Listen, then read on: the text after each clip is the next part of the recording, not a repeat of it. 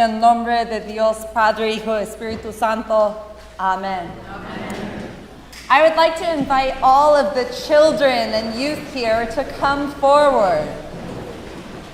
Los hijos, niños, se pueden venir y sentar conmigo. Yeah, you can come sit on the floor here with me. Aquí, al frente. Yeah, you all can sit on the steps. You can sit here. Very good. Porque necesito su ayuda hoy. I need your help today. Porque hoy es el Domingo de los Jóvenes. Today is Youth Sunday. And boy, do we have a lot of youth. Entonces,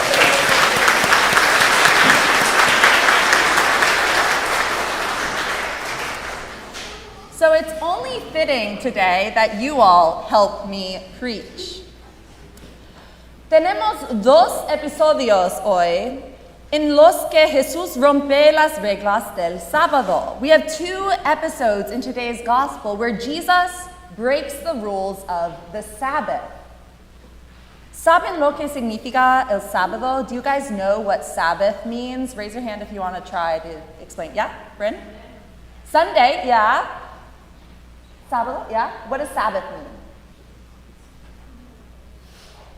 You don't work, yeah. No trabajas. Un día de descanso, a day of rest. ¿Qué más?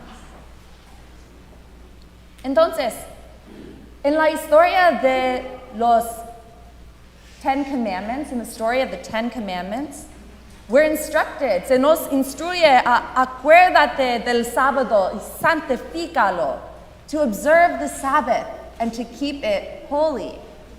And like you all said, el sábado es un tipo de descanso. It's a type of rest. Pero es un tipo de descanso muy especial, very special type of rest.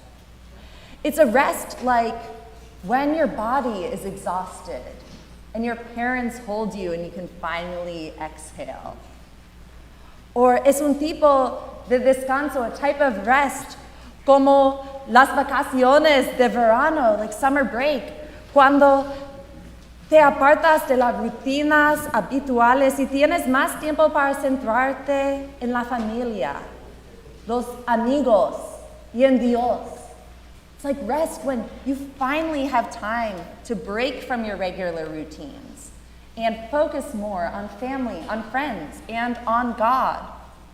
Sabbath invites us to turn our attention to God.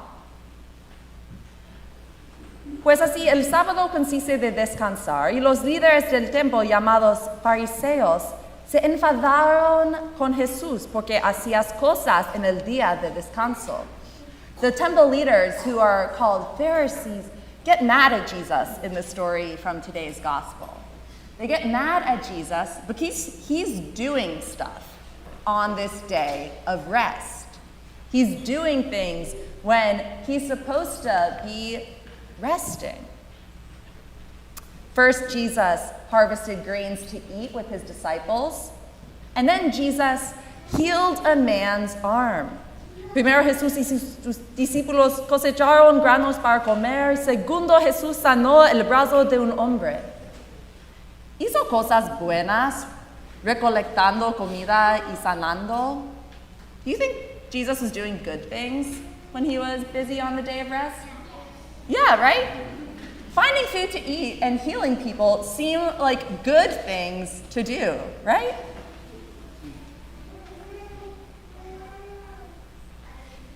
Yeah, tal vez estaba encontrar comida para comer para los que tienen hambre. He was finding food for people to eat that were hungry. That's a good thing to do. Está una cosa buena. Pero ¿eso significa que el sábado no es importante?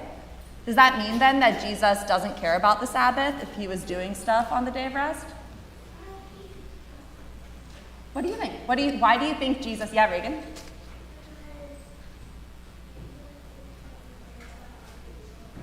Jesus cares about other people, yeah? Other thoughts? Why do we think Jesus was doing stuff on the Sabbath? Bryn?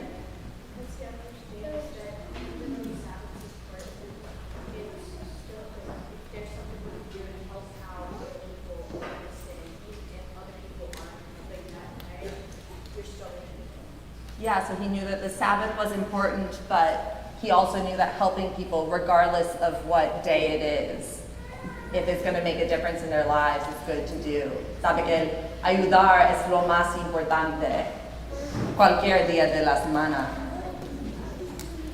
Entonces, I wonder if you have ever wanted to help someone, but knew that you would get in trouble if you helped them. I wonder if you have ever wanted to help someone, but knew that you might get in trouble if you did that. Can you all think of any time?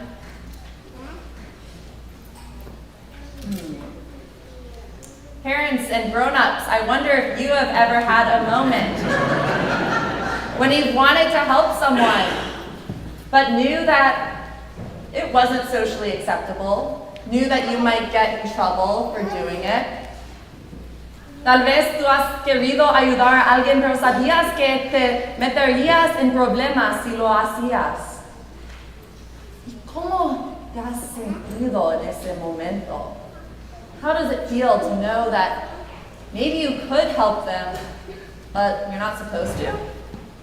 Es una tensión, that's a tension. Entonces, se puede ser difícil saber qué es lo correcto. It's hard to know what's the correct thing to do in those moments. It's hard to know if you're following God or simply following the norms of society. Es difícil saber si estamos siguiendo a Dios o simplemente siguiendo las normas y reglas de la sociedad. Por eso necesitamos el apoyo de toda nuestra comunidad to help us understand whether we are following God or whether we are following just what people think, maybe what our ego thinks. We need the support of a community, of a big community. Look around. This is a big community. Hay mucha gente aquí hoy. Y todos de ellos quieren apoyarlos. Everyone here wants to help you all, to help each other. Necesitamos que otros nos ayuden a entender a Dios. We need other people to help us understand God, to understand the will of God. How big is God? Dice, ¿cuándo? Say one. How big is God? How big is God? So big. Bastante grande. Yeah, like, that's not really something, I mean, the exact thing is something different. Yeah, we can't even measure it. God is so big. Bigger than pi, the number you mean? Yeah. Dios es bastante grande. Y para entender algo bastante grande como Dios, necesitamos una comunidad bastante grande. Necesitamos percepciones diferentes. We need different understandings, different perspectives in order to understand such a big God.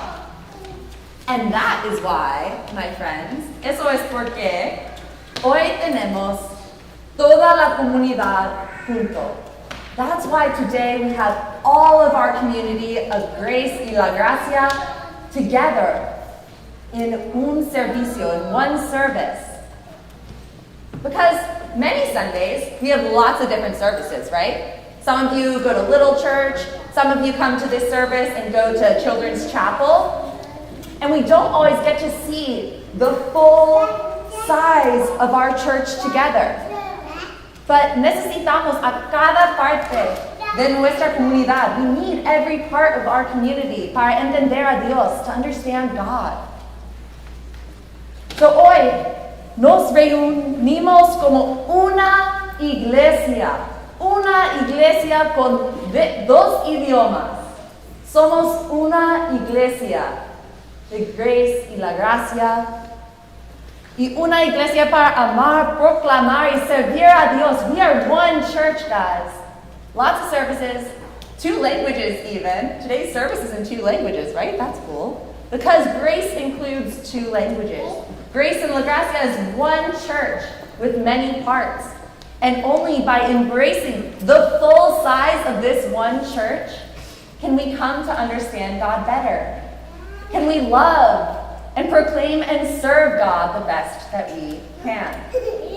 Entonces, how big is God? So big! So do we need just ourselves to understand God? No. Necesitamos a todos. We need everyone. De verdad, right? Yeah. Like everyone. Even people that aren't here today. We need to understand so many perspectives. And so, to conclude, I want to end with a prayer we say in Children's Chapel. It's repeat after me. So repeat after me. Classic. God is love.